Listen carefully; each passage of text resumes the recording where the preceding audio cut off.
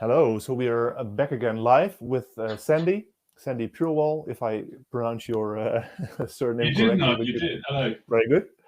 And Sandy is going to share on a subject that I am also really interested in, basically his self-care platform. And as the audience knows, I work for Hub, also a consumer platform in personalized nutrition. So I'm really looking forward to this presentation. Sandy, if you can introduce yourself and start with the presentation, and the floor is all yours. Brilliant. Thank you, Nard. Hello, everyone. My name is Sandy Purewal. I'm the founder of Superfied. Our goal is to help people stay well via personal food recommendations, as Nard mentioned. But I mean, look, we feel that good health is a human right, and that it should be something that we can all achieve for ourselves. And Superfied aims to do that a little bit differently from the ways we've heard so far in the summit. And it's actually combining new science, but with old wisdom. So the combination of wisdom, science, and technology. And over the next 20 minutes, I'd like to show you why I think old and new can be more helpful than just the new. Now, my personal touch point with food as medicine started some years ago, and I developed a worrying skin problem. And my usual route, I was busy in an executive position, and I would draw on medical insurance to just fast track a solution. And it didn't work. And so I looked around, and to my surprise, food principles I'd never heard of at that time, from thousands of years ago, actually worked. So that really got me intrigued as to what was going on. And I like to share my journey of learning and how I've ended up with Superfied with you. And to start that, I'd just like to take you on a whirlwind tour of food as medicine down the ages through the lens of the ancients to start with. So one of the first recorded cases of a physician treating a disease is actually in 3533 BC in ancient Egypt. In this case, it's for a pharaoh called Sahura, for something referred to as disease of the nostrils, believe it or not. So it sounds quite exotic. It's much later in 2700 BC that Imhotep emerges as the father of Egyptian medicine.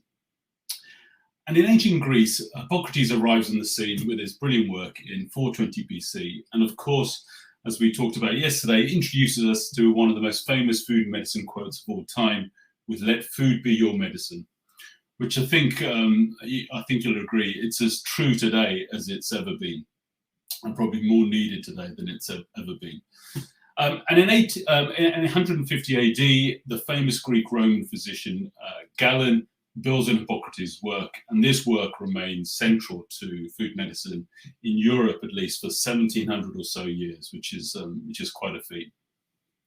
Now, interestingly, we don't see recordings of the Chinese and Indian medicine systems until 300 and 100 BC, respectively. But both are still in use today and pretty much anchored in the principles that were written down thousands of years ago. And it also seems that the ancients were using food as medicine well before written records. They were passing down detailed knowledge from expert to student orally, and we know that to be the case through the Indian system, known as Ayurveda, for example, because it's actually recorded as that in poetry. So it says it was done in poetic form. So this all suggests that knowledge of food as medicine across the world is at least 5,000 years old, which means it's got a pretty good lineage. So if we fast forward to 1050 AD and 1,000 years after Galen, the Iranian scholar known as Avicenna in the West takes elements from the Hippocratic and the Ayurvedic approaches and produces the first standardized medicine textbook, literally East meets West, systemized. And this becomes the de facto source for food medicine in the Christian and Islamic worlds until the late 18th century. So Hippocrates' work, for example, sort of carried through into almost touching distance to today. More recently, in 1640 in the UK, Nicholas Culpeper helps modernize food medicine through his systematic use of herbalism. And that approach is effectively what we've got today in the shape of pharmaceuticals. Then in 1842, German scientist Justus von Liebig, I hope I pronounced that correctly, moves food medicine from whole foods into their chemical components. That marks a branch away from how food medicine was operated previously. And that branch is furthered in 1912 by Polish biochemist Kazimierz Funk with his work on vitamins, and ushers in the modern vitamin industry. Now, vitamins obviously were known before that, but I think the depth he went into certainly brings vitamins into the foray. Now, as you'll all be familiar with, I'm sure, is the more recent milestone in 2018 with the kickoff of the Global Predict project that Professor Tim Spector in the UK has been involved in. It's the largest nutritional science study to date, as you know, and as you'll also be aware, it's been challenging modern nutritional advice since the research findings have started to come out. Also helping to accelerate personalised food recommendations, as I think Rick mentioned yesterday in his talk. So, food has been central to the ancient medicine systems, not surprisingly, and each of these systems was updated and refined regularly based on clinical application and observation. So it fits well with how we define wisdom, I think, and I particularly like that second line: accumulated philosophical or scientific learning. And I think this wisdom has a lot to offer us today. I actually think it's more resilient to modern pressures like commercial success that are a factor these days when we talk about modern knowledge. But on the other side, just like anything, it's also susceptible to biases, and in its case, it's cultural biases.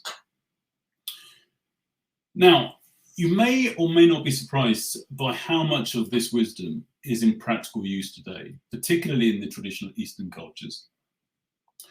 There are aspects that I think we can all relate to, like looking after ourselves is where well-being starts, and prevention is better than cure. And maybe less obvious to people on the street is things like, but I think increasingly accepted are things like a disease starting in the gut, and that everything is connected. Our body and mind, for example, is connected, and we are connected to our environment. So, and lastly, that one size doesn't fit all. And so a lot of the mainstream diets that we talk about, it's not surprising that they're constantly changing. But what's probably less familiar to most of us are ideas like food having attributes beyond the nutrient or calorie count, for example, like a thermogenic attribute. I think most people are not familiar with that in mainstream public, but they probably experience the warming effects of ginger, for example. Now, another interesting idea, to me anyway, is that energetic attributes of food, and their use of the management of biological energy that the ancients called chi or prana, that is around today. The ancients didn't restrict these principles to mind-body practices of their time: acupuncture, yoga, martial arts, tai chi, lujong, etc. They played a key part in the use of food as medicine as well. And I think that's really interesting. I mean, we don't have the empirical evidence to back that up, but anyone who's practiced martial arts will have seen the full effect of chi in practice.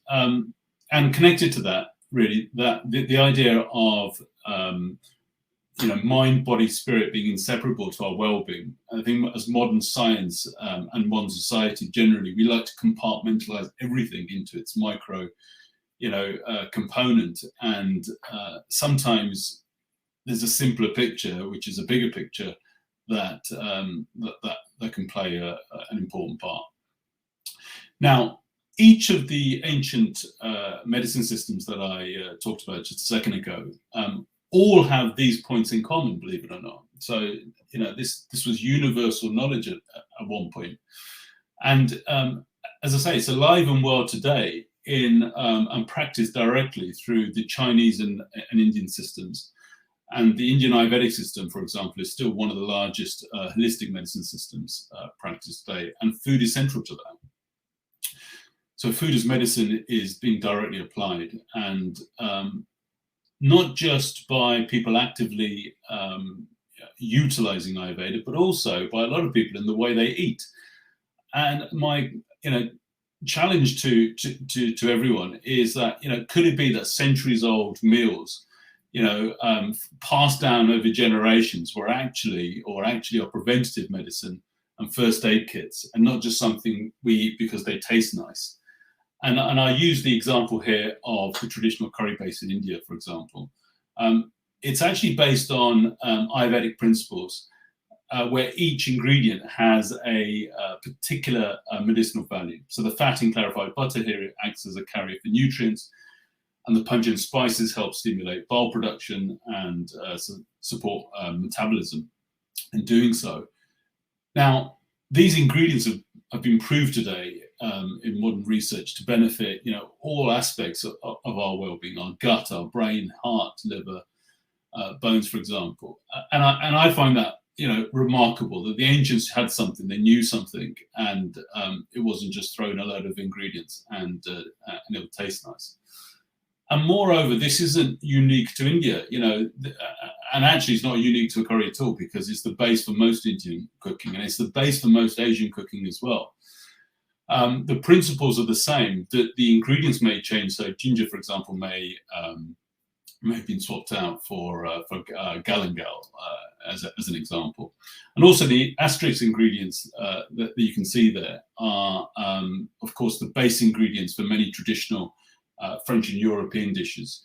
So this knowledge was global knowledge, and it was medicinal knowledge. And I think language and food are a great truth when it comes to history. Books can get doctored to suit the needs of the time, but language and food less so.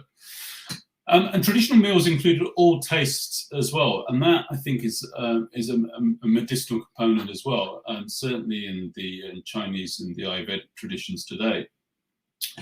Each taste contributed to a person's overall state of balance, and to counter a specific imbalance, a taste would be increased. So, for example, a family may have a set meal that they eat on that day, but if a member had a cold or congested with phlegm, for example, he or she might dial up the pungent tasting foods like garlic or bitter tasting foods like coriander to alleviate that ailment. So taste plays an important medicinal role and has done over the ages. And I think we would look at it as, you take some of those tastes out, the dish doesn't taste the same. But there's obviously more to it than that. And the sixth taste, for anyone who's wondering, is a peculiar taste to Ayurveda. The astringent taste is something that you would experience after drinking cranberry juice or black tea, for example. That slightly sucks the moisture out of your mouth and your tongue. Now, obviously, you need to be mindful that not everything that the ancients gave us can be deemed wisdom. They got things wrong as well, which is reassuring to know, I think. And I've listed here some examples of food medicine which hasn't stood the test of time. And I think the sort of ancients and the our generations before us have a very good way of working out what works and what doesn't, because if it's repeatedly evidenced, it sort of joins the pantheon of accepted wisdom and is passed on. And if it doesn't, it goes no further, which is why we don't see some of these approaches of food medicine today. So let's bring it up to date. If we look at where we are today, as we discussed yesterday, food innovation is at an all-time high, right? The science, however, of food science is still playing catch-up, I think, with other fields of science. And maybe that's because much of the research has historically been commissioned for commercial purposes, which is totally understandable. Otherwise, we wouldn't even have that research. But it might explain why, as Asim talked about at the start of yesterday, mainstream government food health guidelines in the 1980s around dairy foods started to cause a problem, and now have been proved incorrect in some respects. And a good example of food innovation from that era is margarine, I think, as an alternative, as a healthy alternative to butter. maybe missing the mark. And this could be as a result of the oversimplification of our understanding at the time of the action of whole food and what that has on us. And obviously you can't rule out commercial interests. And I think the cautionary tale with food tech is, the way we've applied understanding to fat or to sugar or to meat or to any of the sort of, food tech substitutes of that. We just got to be wary of that and what it does in terms of its medicine role, not in terms of its obviously food role. Now, that doesn't mean that processed food or food tech is a bad thing. I think far from it. Yogurt is probably one of the earliest examples of processed food. It's been aiding our gut for over 12,000 years, not to mention kefir or cheese or pickles. These are processed foods that have been central to our diet for thousands of years, pretty much at every meal and right across the world. So they have an important part to play. And I don't think that part was just food preservation. I think it was actually medicinal. I think, people before us knew that the role of fermentation for our well-being was an important one. So I think it's more a case of applying science appropriately. And that highlights a challenge of its own when it comes to cutting edge know-how. And that is, the more we dig, the more we seem to find, both about the complexity of food and about the complexity of our body. And, gut is a good example of that. Now, in his book, Spoon-Fed, Professor Tim Spector attempts to set the record straight and challenge our current food thinking based on the findings of the predict research. And I've listed five examples of ideas that he's challenged in his book. Now, I don't know about you, but I considered all of these points as facts for most of my life, actually. But it probably wouldn't surprise you to know that none of these passed the ancient wisdom test. It's probably a good reason why. So maybe one ingredient that we can actually add to food science is this one: humility. Like generations before us, we can't be sure we've got the full picture. We've got a great picture, but maybe not the full picture. And our perspective on what to eat and how food works as medicine, I think, is always a work in progress if we're honest about it. And so, I'm sure, just like 40 years ago, nutrition guidelines will look different in 40 years' time. But what we do have is 5,000 years of documented field trials. And, they spent a long time being very diligent in working out what was working and what wasn't working and hypothesizing as to why. So I think there's a role for ancient wisdom still to play. And let's not forget principles like, disease starting in the gut and a holistic approach to health, which up until recently, I think in the mainstream psyche, that just wasn't something that was well known. And of course, food wisdom is still practiced by millions of people around the world when they haven't got access to, to the kind of healthcare that a lot of us have in modern progressive societies.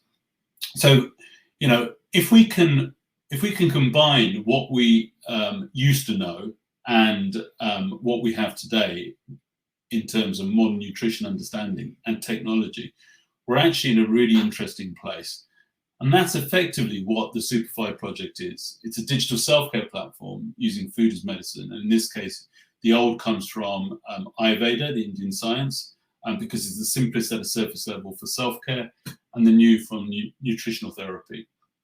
And as I'm sure you're aware from the 2006 Cornell study, we make 200 decisions on food every day. And what we want to do is help make those smarter decisions and fewer of them, and do so in a way that we call the three kinds. And that is be kind to ourselves by eating the foods that we love, that love us back, being kind to society in terms of our own self-care and looking at prevention and taking the heat off our local healthcare systems, and maybe eating locally and seasonally so that we're supporting our local food economies, as well as getting the best nutrient count for the price point.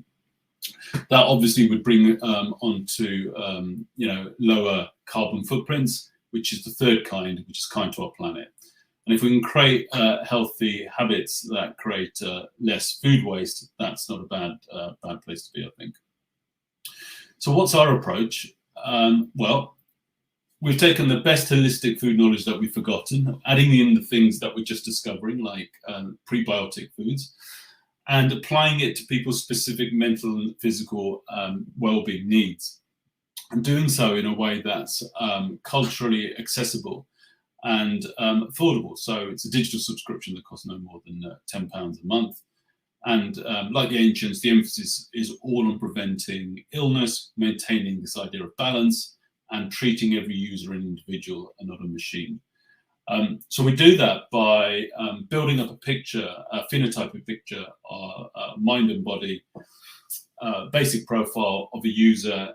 Then we try to assess how they're feeling today, right now, and get an understanding of the digestion. And these are all macro level indicators, not micro level.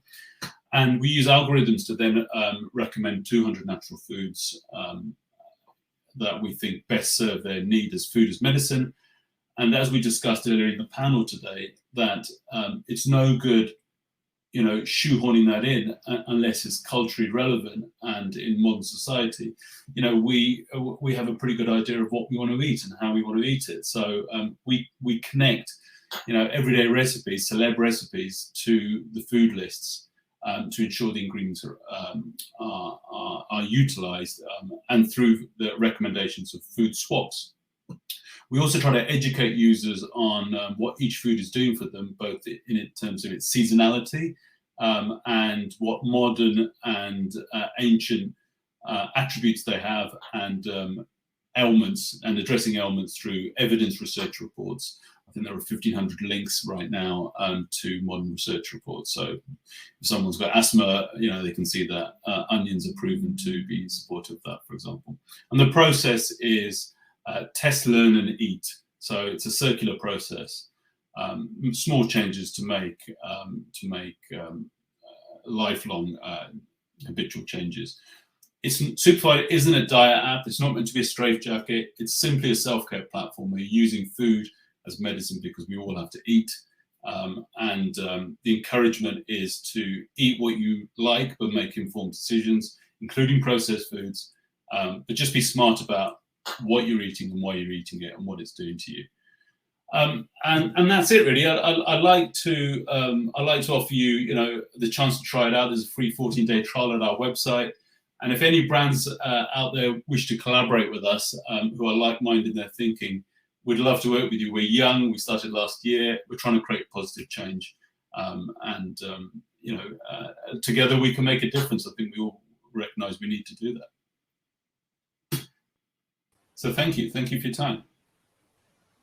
Thank you very much, Sandy, for the presentation. I really like your use of, let's say, the wisdom of traditional diets, which I definitely think is there and also underused. I say not only, let's say, the traditional Indian or Ayurvedic diets, but definitely also the traditional diets from other parts of the world. Well, the Mediterranean, yes. Yeah, Mediterranean, but also from Mexico or Northern Europe or I mean, there are, let's say, diets that fit to those regions, that have helped people thrive in those regions, that have largely been forgotten. I actually have this idea for a restaurant opening with, let's say, the traditional peasant dishes of the different regions in the world. I love it. I also think it's a great idea, but I haven't done it yet. But let's say, instead of, let's say, making yesterday we had corn, but also Impossible Foods. But instead of making a hamburger-like patty from soybeans, there are wonderful soybean recipes in Asia that we can just eat, right? Yes. Instead of making a burger out of beans and rice, you can have a bean and rice recipe from Mexico. That's just a perfect dish, basically, in itself. Anyway. Yeah, and the Blue Zones project is absolutely is spot on for that. So, and it shows to me that we're inefficient in our use of knowledge because we disregarded something that for generations before penicillin it was the only option. So there is something we can draw from that, as well as the great knowledge that we're gaining year on year. So yeah, absolutely. And also, there's one question, because I think it's really beautiful to do that, but also it's really important, I think, to objectify what you're doing and to kind of try to measure the effects, etc. Do you do that? Do you have, let's say, systems in place for that? Yeah. So I mean, the way we operate is every 2 weeks the system asks you how you're feeling, and it will it's like a 2 to 3 minute assessment. And it will show you what the progress you've made since the last assessment, and it'll update your food list, etc. And what we're looking at is, the next step, and it requires funding, but the next step will be to measure those changes in real time. Okay, very interesting. So that's where we want to go for, because it fits in. I mean, I think interestingly, metabolic rate. I think metabolic health and metabolic rate was something that Asim was talking about yesterday. And of course, we can now, heart math method of measurement allows us to do that. And actually, there are ways of measuring some other indicators that the ancients used as well in real time. So, although we can use bang up to date technology to actually look at a more holistic way of what our health is doing for us. So yeah, that would be great. Really exciting, really great movement there also, I think. Really interesting. Thank you very much. Thank you very much. We are out for a few minutes setting up in the background for Lisa McFarlane, who will be talking about one of the biggest trends also that we have been discussing these 2 days, which is gut health. So see you back in a minute.